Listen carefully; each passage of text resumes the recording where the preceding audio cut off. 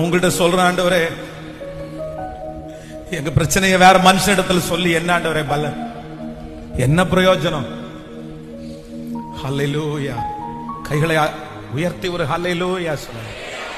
ஆமென். 2003 வருஷத்துல வேதாகம கல்லூரியினுடைய கடைசி லாஸ்ட் இயர் 3rd இயர் படிக்கும்போது ஒரு பயங்கரமான ஒரு ஸ்ட்ரகிளான ஒரு பாதைக்குள்ள நான் கடந்து போனேன்.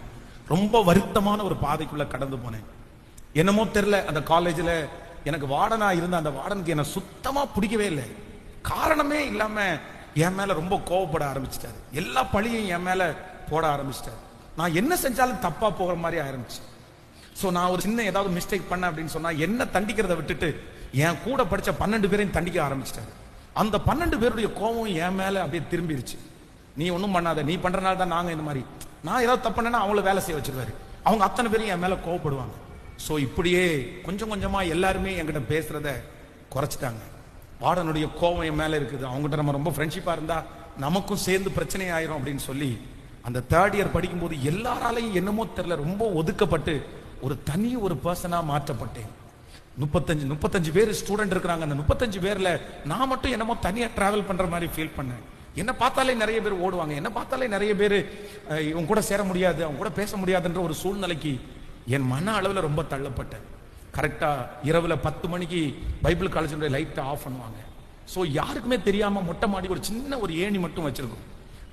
மொட்டை மாடிக்கு போக கூடாது, அது தவறு. அங்க அந்த மாதிரி மொட்டை மாடிக்கு யாராவது போனாங்கன்னா ஃபைன் போட்டுருவாங்க. ஆனா எல்லாரும் தூங்குனதுக்கு பிற்பாடு தூங்குறதுக்கு அந்த கொஞ்சம் நேரம் தான் கிடைக்கும். ஆனா அந்த நேரத்துல கூட வேற வழி இல்லாம யார்கிட்ட சொல்றேன்னு தெரியும், யார்கிட்டயாவது சொல்லலான்னு பார்த்தா எல்லாருமே ஒதுங்கி போக ஆரம்பிச்சாங்க. என்னுடைய பிரச்சனையை ஷேர் பண்ணவே முடியல. பைபிள் காலேஜ்ல படிக்கும்போது எல்லாருக்குமே லெட்டர் வரும், எனக்கு மட்டும் லெட்டர் வராது. எங்க அம்மாட்ட ஷேர் பண்ண முடியாது, அப்பாட்ட ஷேர் பண்ண முடியாது. பாஸ்டர் வருவார் 3 மாசத்துக்கு ஒரு டைம், என்ன தவிர எல்லாத்தையுமே அவர் பேசுவார். நான் அவருடைய பையனா இருக்கிறனால நல்லா இருக்கியான்னு மட்டும் தான் அவரை கேட்க முடியும். அவர் ஒரு டிஸ்டன்ஸா இருந்துட்டார். அப்போ மொட்டை மாடியில போய் வெறும் அந்த சிமெண்ட் தரைக்கு மேல அப்படியே முழங்கால் படிட்டு என் இருதயத்துல இருக்கிற எல்லாவற்றையும் அப்படியே கொட்டுவேன். நான் அப்படியே அழுது கொட்டுவேன். பாசமா ஒரு செல்ல தாயின் இடத்துல ஒரு பிள்ளை கொட்டுறது மாதிரி கொட்டுவேன், ஒரு ஃப்ரெண்ட் இடத்துல கொட்டுறது மாதிரி கொட்டுவேன். நான் இப்படி இருக்கிறேன் ஏசப்பா, நான் இப்படி இருக்கிறேன் ஏசப்பா. எல்லாரும் என்ன ரொம்ப வெறுக்கிறாங்க, எல்லாரும் என்ன தூக்கி போடுறாங்க. ஆனா எனக்கு ஒண்ணு தெரியும், உங்க பாசம் எனக்கு ரொம்ப பிடிச்சிருக்குது, நீங்க எனக்கு போதும், உங்களை எனக்கு ரொம்ப பிடிக்குது, எனக்கு இந்த கஷ்டம் எல்லாம் ஒன்றும் பெருசா தெரியல அப்படின்னு ஆண்டவரை ரொம்ப பேம்பர் பண்ணி ஏசப்பாட்ட பேசி எல்லாத்தையும் அப்படியே கொட்ட ஆரம்பிச்சேன். நிறைய கொட்டினேன். அப்படியே இவங்க எல்லாரும் அப்படியே எப்படா இரவு 10 மணி வரும் அப்படின்னு நினைப்பேன். மொத்தத்தையும் அன்னைக்கு நடந்தது எல்லாத்தையும் மனசுல வச்சுக்குவேன். அன்னைக்கு நடந்தது எல்லாம் எனக்கு வலியா இருக்கும். அந்த 10 மணி வந்த உடனே மொட்டை மாடியில போய் அப்படியே அழுது கொட்டிடுவேன். அப்படியே நாட்கள் அப்படியே தாண்டி அந்த 3rd இயர் படிச்சு முடிக்க போறோம். சோ எனக்கு என்ன நடந்துச்சுன்னே தெரியல. அதே பைபிள் காலேஜ்ல வார்டன் அப்படின்னு ஆகிறதுக்கு தகுதியே இல்லை. எந்த வார்டன் என்னை எதிர்த்தாரோ, எந்த வார்டன் என்னை கார்னர் பண்ணாரோ, எந்த வார்டன் என்கிட்ட பேசுற அத்தனை பேருக்கும் பனிஷ்மெண்ட் கொடுத்தாரோ, அந்த வார்டனுடைய சாவிய, அந்த வார்டனுடைய ஃபைல், அத மொத்தத்தையும் என் கையில கொடுத்து என்னை விட நீ பெஸ்டா பாப்பேன்னு சொல்ற அளவிற்கு கர்த்தர் ஒருவரையே கொடுக்க வைத்தார்.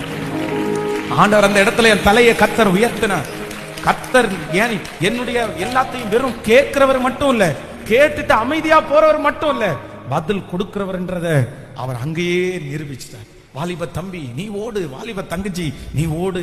சிஸ்டர், நீங்க கொட்டுறதுக்கு ஒரு இடம் இருக்குது, நீங்க சொல்றதுக்கு ஒரு இடம் இருக்குது. அந்த இடம் அழிக்காது, அந்த இடம் மறக்காது, அந்த இடத்துல உங்களுக்கு பதில் வராம இருக்காது. அந்த இடத்துக்குள்ள போற யாரும் வெட்கமா திரும்பி வர மாட்டாங்க. அந்த இடத்துல கண்ணீரோடு போறவங்க களிப்போட திரும்பி வருவாங்க. அந்த இடத்துல வெறுமையா போறவங்க ஆசீர்வாதத்தோட திரும்பி வருவாங்க. இந்த 100 நாட்களையும் கர்த்தர் அதுக்காக தான் வச்சிருக்கிறாரு.